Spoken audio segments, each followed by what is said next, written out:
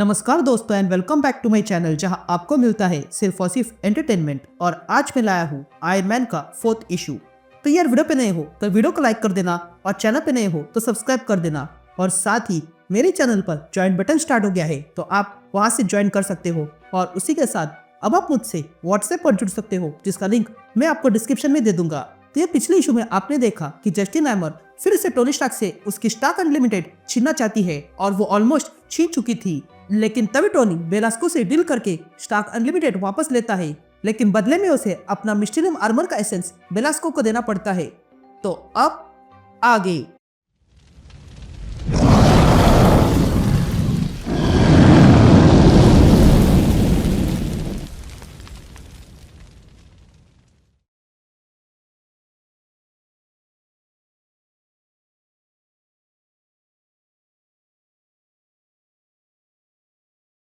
Alright gang, तो issue की शुरुआत में हम शिकागो देखते हैं जहां पर कुछ लोग गन्स लेकर डायनर के अंदर घुस गए थे और वहां पर बैठे सारे लोगों को बाहर निकालकर अपनी वैन में बैठने को कहते हैं। तभी वे गुंडे इन सबको वैन में बिठाते हैं और वहां से जाने वाली थे कि तभी वहां पर एक लड़का आ जाता है और ये देखकर वो वहां से भागने लगता है। अब इन गुंडों ने उसे भी देख लिया था और वो उसके पीछे लग जाते हैं। ये देखकर वो लड़का और तेजी से भागने लगता है, लेकिन तभी वो लड़का देखता है कि उसके सामने उजाला हो चुका था और तब वो गुंडा पीछे से आकर उस बच्चे को पकड़ लेता है और उसके हाथ बांध देता है और कहता है तुमने देख के बहुत बड़ी गलती की है। तभी वो लड़का इन गुंडों से पूछता है तुम मुझे कहाँ ले जा रहे हो, जिस पर वो गुंडा कहता है अपना मुंह बंद रखो। तभी वो लड़का पूछता है ये ऊपर क्या है। ये सुनते ही वो गुंडा उसे भी अपने साथ वैन में बैठा कर ले जाता है। यहाँ सीन शिफ्ट होती है और हम टोनी का वो एमुलेट देखते हैं जो उसे जस्टिन ने दिया था। तभी टोनी उसे रिरी के पास लाता है और वो उसकी जांच करके रिरी कहती है मुझे समझ में नहीं आ रहा है, इस डिमन ने आयरन मॉन्गर से मैजिक मेटल छीन लिया पर फिर भी ये सूट बड़े काम का है, तो फिर जस्टिन को ये चाहिए क्यों था। जिस पर टोनी कहता है वो इसलिए क्योंकि वो मुझे नुकसान पहुंचाना चाहती थी। तभी रिरी टोनी से कहती है कि अगर तुम्हें ये सारे आर्मर्स फिर से चलाने हैं तो तुम्हें जस्टिन का फैलाया हुआ मैजिकल मैलवेयर को पूरी तरह खत्म करना होगा और इस आयरन मॉन्गर से भी। यह सुनते ही टोनी कहता है नहीं ऐसा मत करो, किसी भी नाइदर विंग से कोई गिफ्ट लेना मुसीबत हो सकती है। हमें इस मैजिक की कोई समझ नहीं है और इसलिए मैंने किसी को बुलाया है जो मैजिक को अच्छे से जानती है। ये कहते हैं वहाँ पर एक पोर्टल खुलता है और उसमें से स्कारलेट विच बाहर आती है। तब स्कारलेट विच रिरी से कहती है तुम्हें इतने समय बाद देखकर अच्छा लगा रिरी, मैं हूँ स्कारलेट विच पर तुम मुझे वांडा बुला सकती हो। और टोनी तुमने मुझे बुलाकर अच्छा किया, तो बताओ जस्टिन ने क्या किया। ये कहते हुए वांडा अपनी मैजिक का इस्तेमाल करते हुए उस एमुलेट को छूती है और कहती है मैं इस जस्टिन के बरज को अंदर जाके देख रही हूँ ताकि मैं आयरन मॉन्गर की मैजिक से बात कर सकूँ। यह कहते हुए वांडा उस एमुलेट के अंदर चली जाती है और देखते हैं कि वहाँ पर बहुत ही अजीब दुनिया थी और तब वहाँ से कुछ क्रीचर्स आते हैं और वांडा पे हमला कर देते हैं। ये देखकर वांडा उन्हें रोकने लगती है, लेकिन तभी उन्हें क्रीचर्स में एक और शैडो थी जो थी इविल आयरन मैन की, जो अगले पल वांडा पे हमला कर देता है। यहाँ वांडा बाहर आती है।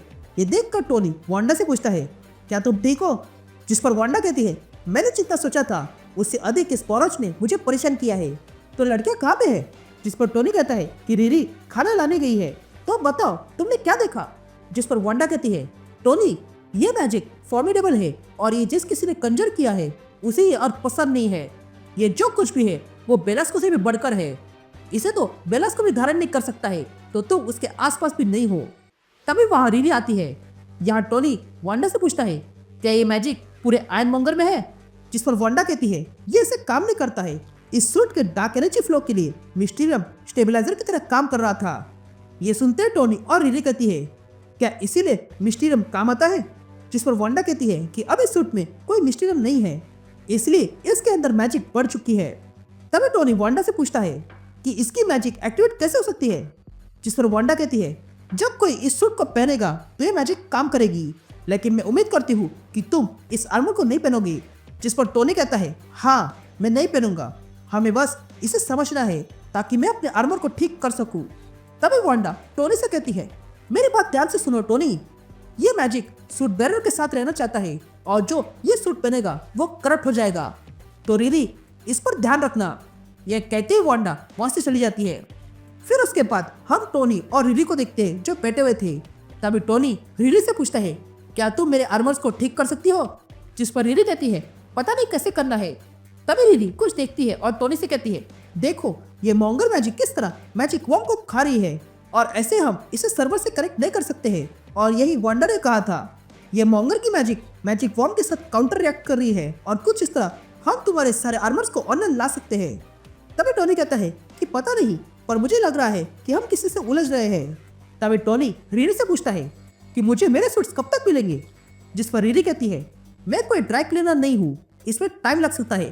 तभी रीरी मैप पर कुछ देखती है और कहती है ये मॉन्गर स्टार्क सर्वर से जुड़े हैं, बस इस फैसिलिटी को छोड़कर, क्योंकि यहाँ पर क्रेडेंशियल मांग रहे हैं और वो भी शील्ड क्रेडेंशियल। लेकिन तभी वहाँ पर मेलिंडा में आ जाती है और कहती है तुम दोनों अभी के अभी इस ऑफिस से बाहर निकल जाओ। तुम यहाँ आर्मर के साथ आई हो, पहले तो तुमने मुझे उन लोगों के साथ वही परख दिया और अब यहाँ आकर मुझ पर आरोप लगा रहे हो। जिस पर टोनी कहता है मैं तुम पर किसी तरह का आरोप नहीं लगा रहा हूँ, मैं सिर्फ पूछ रहा हूँ कि तुमने इस शील्ड क्रेडेंशियल के बारे में कैसे पता है। जिस पर मेलिंडा कहती है जब तुम शील्ड चलाते थे तब तुमने पीछे के दरवाजे से स्टार्क टेक को हेलिकैरियर पे लाया था, तो देखकर लगता है कि कोई तो है जो अब भी ये इस्तेमाल कर रहा है और वो मैं नहीं हूँ। तभी रीरी मेलिंडा को कुछ दिखाती है और कहती है तुम पर कोई आरोप नहीं लगा रहा है, पर तुम ये देखकर कुछ जान पाओगी। ये सुनते ही मेलिंडा स्क्रीन पर कुछ दिखती है और कहती है मेरे पीछे आ जाओ। यासीन शिकती है और हम साउथ कैलिफोर्निया में स्टार्क अनलिमिटेड फैक्ट्री देखते हैं जहाँ पर माल लोड हो रहा था। तभी देखकर मेलिंडा कहती है ये एजेंट 33 है, जिसका असली नाम कैरोलिन पैलामास है और शील्ड छोड़ने के बाद उसे एक private security company of Shield Weights में काम मिला था। लेकिन यहाँ देखकर लगता है कि ये लोग कुछ चोरी कर रहे हैं, इसलिए हमें इसे जाने नहीं देना होगा। तभी आयरन मैन कहता है कि यहाँ पर 8 लोग हैं और हम 3, तो हम ये छुपकर नहीं कर सकते हैं। तभी मेलिंडा कहती है तुम दोनों के पास अपने हथियार है, लेकिन मैं भी कम नहीं हूँ। ये कहते ही मेलिंडा अपनी गन निकालती है और फिर तीनों पे हमला करती है।